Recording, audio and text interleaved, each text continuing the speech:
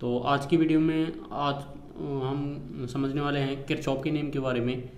तो किरचॉफ के नियम हैं जो हैं दो नियम होते हैं, एक करंट लॉ और दूसरा वोल्टेज लॉ।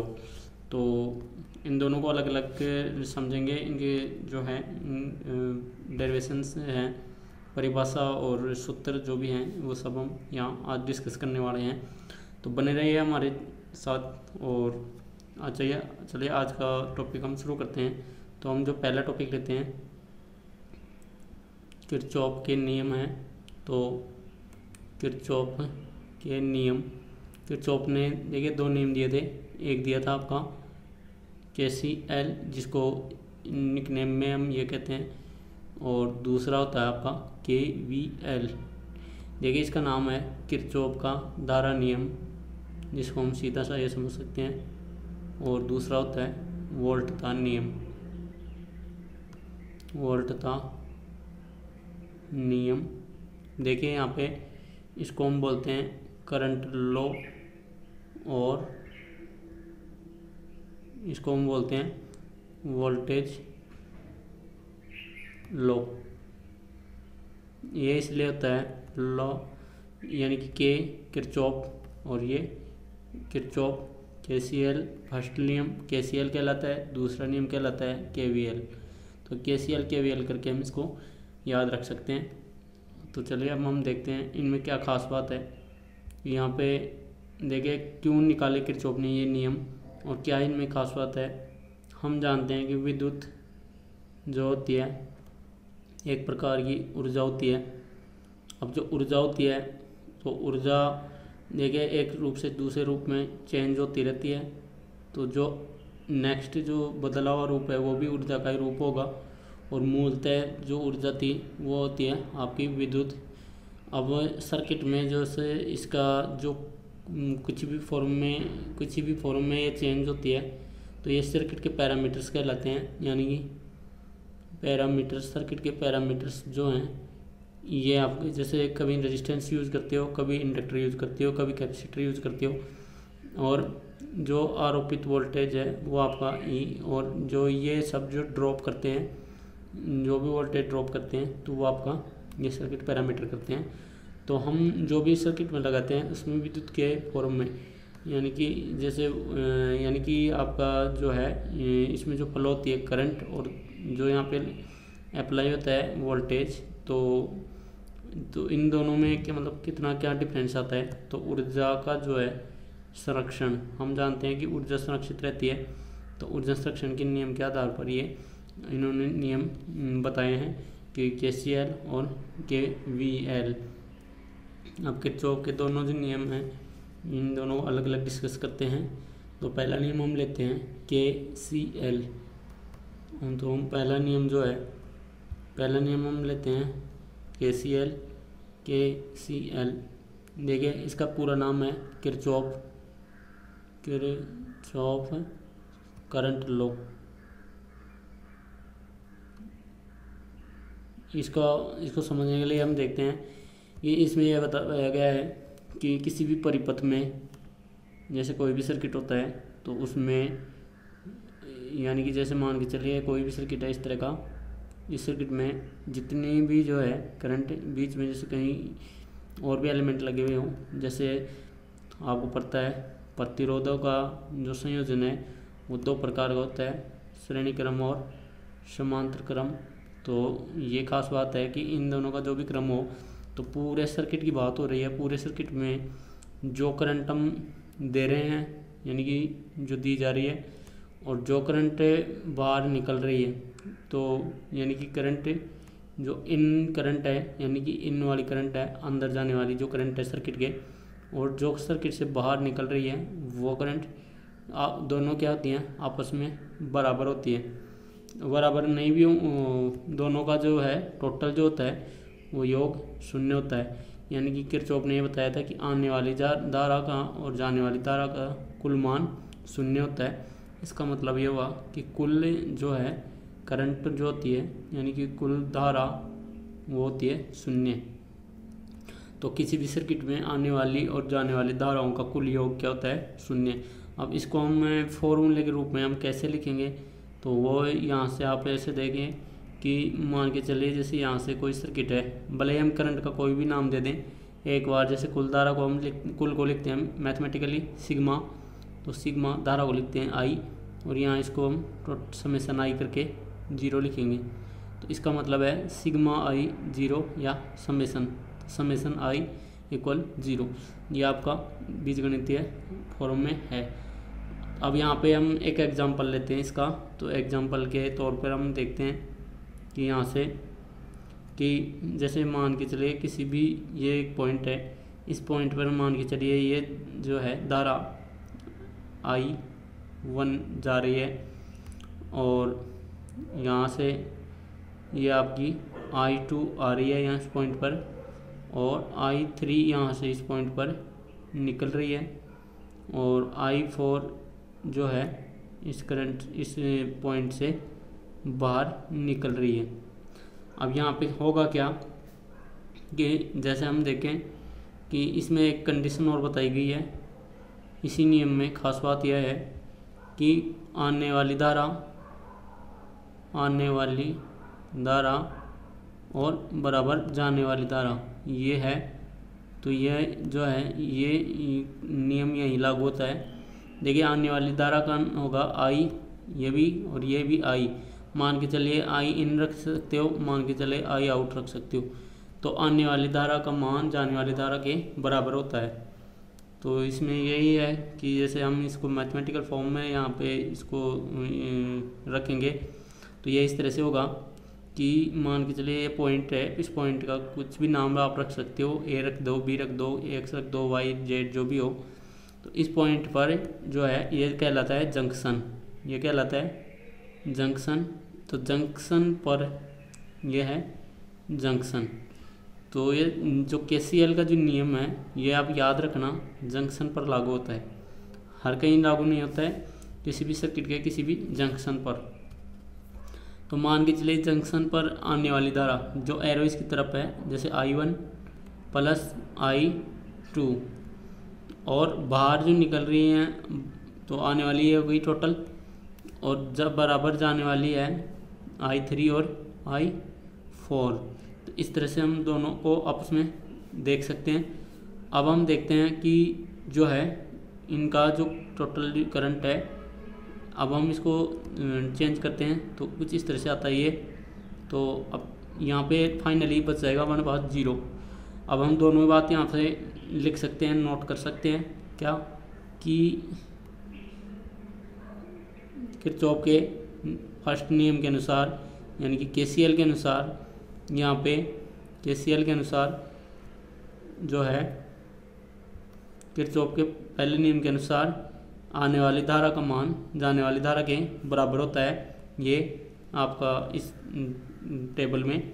और दूसरा है कि यहाँ पे हम अगर करंट का दोनों का टोटल कर देते हैं आई इन जो माइनस आई आउट, यानी कि इस तरह से, यानी कि अब जो है पक्षांतरण करने पर ये चेंज होगा। तो हम इसको इस तरह से ना लिख के और इसको हम लिखेंगे कि समेसन आई। तो समेसन आई का मतलब होता है कि जो भी करंट इधर थी और जो भी इधर थी उन दोनों का आपस में पक्षांतरण करके, और जो भी नेट करंट होती है वो है कुल करंट होती है वो 0 होती है। तो ये आपका 0 यहाँ पे आ रहा है। अब भले इसमें कितनी भी करंट हो, जैसे एक करंट 2 हो 3 हो, जंक्शन पर कितनी भी धाराएं यहाँ की मिल सकती हैं या वहाँ से निकल सकती हैं। तो किरचॉफ का जो नियम है वो नियम जो लागू है ये आपका है KCL पहला नियम है। और ये जो है ये जो नियम है ये कुल जो है आवेश संरक्षण के सिद्धांत पर कार्य करता है, यानी कि कुल आवेश इसका सुरक्षित रहता है। आवेश का मतलब क्या होता है, जैसा कि आपने पढ़ाई हुआ थोड़ा इसको पहले आपने देखा होगा कि आवेश का मान होता है Q बराबर NE। तो यहाँ पे ये नेट इलेक्ट्रॉनों की संख्या है, ये इलेक्ट्रॉन्स हैं का आवेश है, और ये कुल जो आवेश है Q। तो हम जानते हैं कि धारा का जो फॉर्मूला होता है QI बराबर Q/T। ये जो किसी भी धारा का मान अगर जो है ये सीधा सीधा आवेश पे डिपेंड करता है। तो आवेश यहाँ पे संरक्षित रहता है। तो कुल मिला के क्या बात है कि धारा जो है वो है आपकी कुल धारा 0 है रहती है, यानी कि आने वाली धाराएं जाने वाली धाराएं सब बराबर होती हैं। तो किरचॉफ का जो पहला नियम है वो जंक्शन पर लागू होता है। अब हम देख लेते हैं दूसरा नियम। तो किरचॉफ का जो है दूसरा नियम हम देखते हैं। तो किरचॉफ के दूसरे नियम के अनुसार इसका नाम है KVL, जैसा कि किरचॉफ वोल्टेज लॉ। देखिए किरचॉफ वोल्टेज लॉ में क्या बताया गया है कि ये जो KVL है यानी कि इसका शॉर्ट नेम, ये जो नियम लागू होता है अपने बंद परिपथ में, जैसे परिपथ वैसा ही था तो ये बंद परिपथ में लागू होता है। तो ये बंद परिपथ में लागू होता है और ये जो है इसको बंद परिपथ को हम क्या बोलते हैं, एक जैसे मैश बोलते हैं या लूप बोलते हैं, लूप। तो किरचॉफ का जो KVL जो दूसरा वाला नियम है ये आपके मैश में लागू होता है, यानी लूप में लागू होता है। अब ये देखिए किस तरह से लागू होता है। इसको समझने के लिए हम देखते हैं कि जैसे मान के चले कोई भी मैश है, तो यानी कि प्रतिरोधों का जो सेट है या जिसमें एक पूरा परिपथ होता है, तो उसको हम यहाँ से लेते हैं। तो ये जो नियम है KVL, ये किरचॉफ का दूसरा नियम है। और इसमें जो होता है क्या होता है, ये वही है कि जो यहाँ से हम सर्किट से कि जो भी विद्युतवाहक बल यहाँ से लगाते हैं मान के चलिए, तो इसमें जो भी जितने भी एलिमेंट होंगे यानी कि जो भी रजिस्टर हैं 1 2 3 4 करके कुछ भी, तो इन सब का जो अलग अलग वोल्टेज ड्रॉप होगा, यानी कि इनका जो वोल्टेज ड्रॉप होगा और इसके यहाँ जो लगाया गया है यानी कि यहाँ से जो विद्युतवाहक बल, इन सब का जो टोटल है वो इसके बराबर होगा। यानी कि कुल EMF का मान सभी वोल्टेज ड्रॉप्स के बराबर होता है, यानी कि कुल EMF का मान सभी वोल्टेज ड्रॉप के बराबर होता है। तो बराबर होता है इसका मतलब यह है कि हमने जो इनपुट जो लगाया था यानी कुल जो वोल्टेज लगाया था उसको हम EMF बोलते हैं, और कुछ जो प्रतिरोधों में या जो अलग अलग जो आपके एलिमेंट्स हैं वहाँ पे जो वोल्टेज खर्च होता है उसको हम बोलते हैं वोल्टेज ड्रॉप या वोल्टेज पोटेंशियल डिफरेंस वोल्टेज, यानी कि इसको विभवांतर भी बोला जाता है।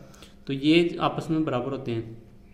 अब ये किस तरह से होते हैं इसको देखने के लिए हम एक मैश एक लूप लेते हैं।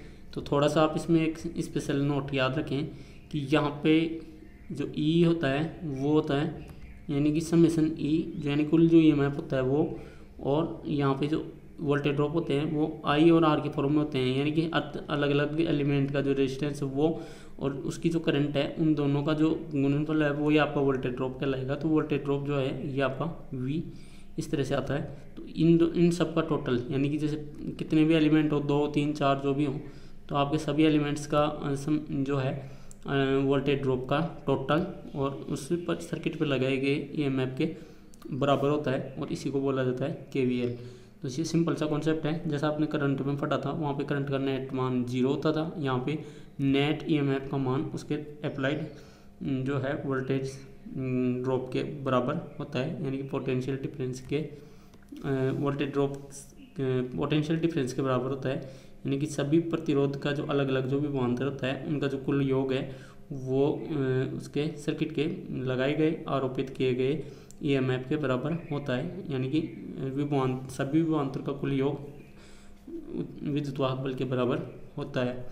तो यहाँ पे ये तो है आपका EMF, ये आप याद रखें, और ये आपका है पोटेंशियल डिफरेंस। यहाँ पे इसको हम पोटेंशियल डिफरेंस लिखेंगे क्योंकि वोल्टेज ड्रॉप जो कॉन्सेप्ट है वो थोड़ा इससे अलग है। इन दोनों का जो डिफरेंस आता है वो आपका वोल्टेज ड्रॉप होता है। यहाँ से मान लीजिए कि चलिए जैसे यहाँ से मान के चलिए यहाँ कोई EMF हमने लगाया इस तरह से, ये आपका E, और इस सर्किट में जो है यहाँ ये एक सर्किट है इस तरह का जिसमें 4 प्रतिरोधों का एक सेट लगा हुआ है। तो ये कुछ सेट आपका इस तरह से है।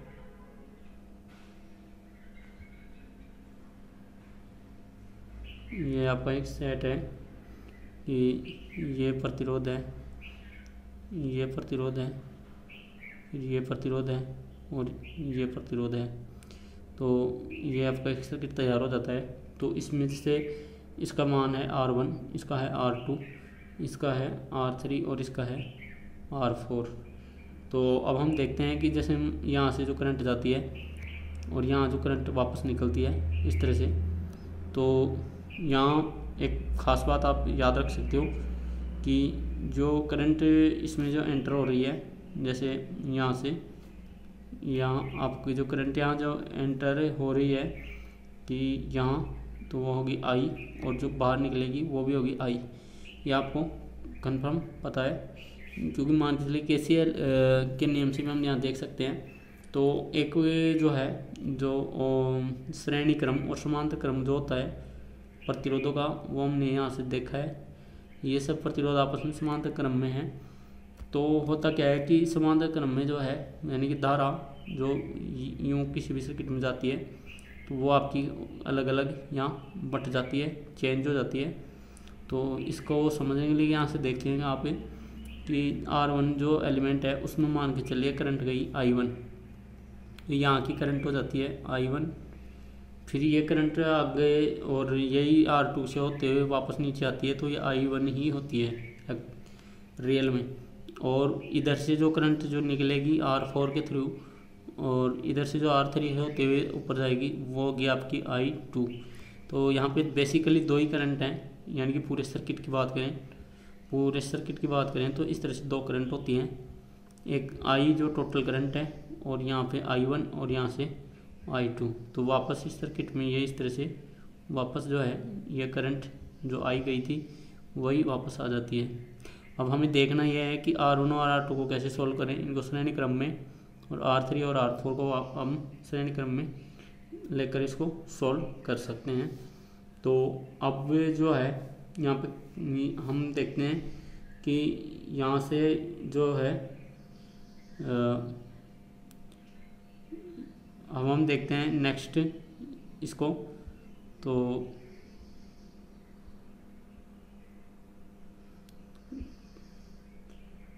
यानी कि सर्किट नंबर जो है ये लूप जो है, लूप का नाम हम रख सकते हैं कि जैसे A और B यूँ। तो इसका जो भी रेजिस्टेंस जो भी काउंट होगा वो आपका लूप का जो है यहाँ पे अप्लाइड वोल्टेज E जो है EMF लगाया गया है E। अब यहाँ से हम देखते हैं कि जो लूप है ये एक लूप हो गया AB, आप चाहें तो इसको CD भी लिख सकते हैं यहाँ से।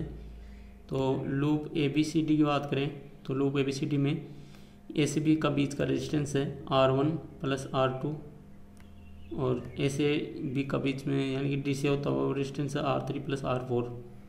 तो होता क्या है, इनका आपस का जो अलग अलग जो है आपका वोल्टेज ड्रॉप, तो ABCD का जो है पोटेंशियल डिफरेंस ये आएगा, इन पूरी ब्रांच का आपका पोटेंशियल डिफरेंस आएगा यहाँ से। अब हम सर्किट को देखते हैं तो ये दो रेजिस्टेंस होते हैं ABCD यानी कि सीरीज के R1 R2, और ये नीचे वाले होते हैं R3 R4। और अब हम इसको देखें तो कुल जो EMF है इसका मान ये होता है E, और ये इस ब्रांच में जो अलग अलग जो पोटेंशियल डिफरेंस होता है उनका योग होता है। तो पहले A से B होते हुए A सी B ब्रांच में ACB का जो है यहाँ के जो है पोटेंशियल डिफरेंस होगा I1, और वहाँ का टोटल रेजिस्टेंस होता है R1 प्लस R2, ठीक है।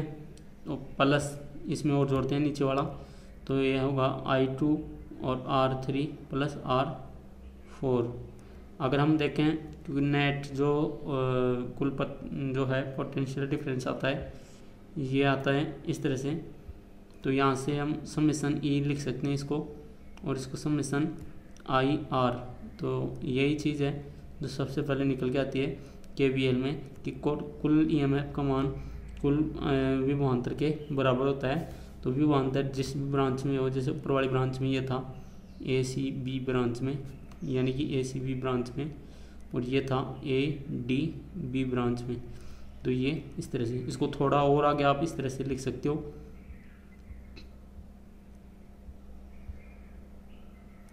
तो इसको थोड़ा आप इस तरह से लिख सकते हो कि समेशन, इसको आप यूँ जो है यहाँ से लिख सकते हो कि E माइनस I1 और R1 plus R2 minus I2 R3 plus R4। अब ये पक्षांतरण करने पर ये पूरा मामला हो जाता है 0। तो पूरी इक्वेशन का मान जो है वो आपका हो जाएगा 0। तो वही करंट की तरह हम इसको लिख सकते हैं। तो इस तरह से आप KVL और KCL दोनों को आप सॉल्व कर सकते हो।